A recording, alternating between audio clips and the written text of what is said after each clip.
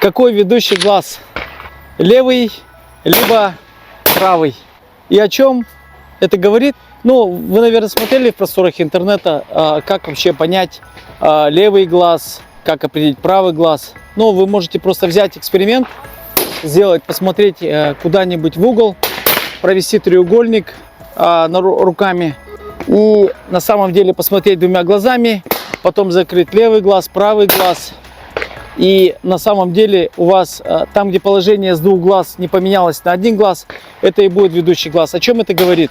То, что если вы правша, если вы правой рукой больше всего используете в жизни, то и берете ружье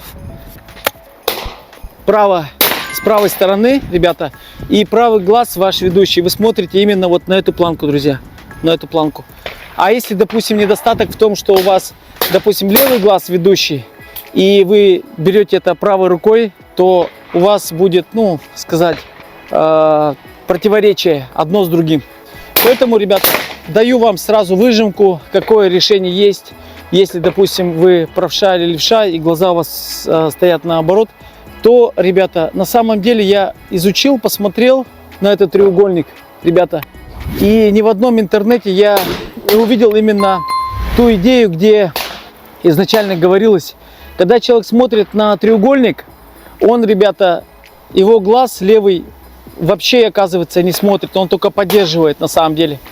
И даже когда вы смотрите, закрыв левый глаз, вот как я сейчас закрываю левый глаз и смотрю через треугольник, я смотрю с двумя глазами, допустим, все равно у меня левый глаз, он находится в руку. То есть луч зрачка, левый глаз у меня бьет в руку. А правый глаз у меня именно смотрит, так как он смотрел, так и он смотрит.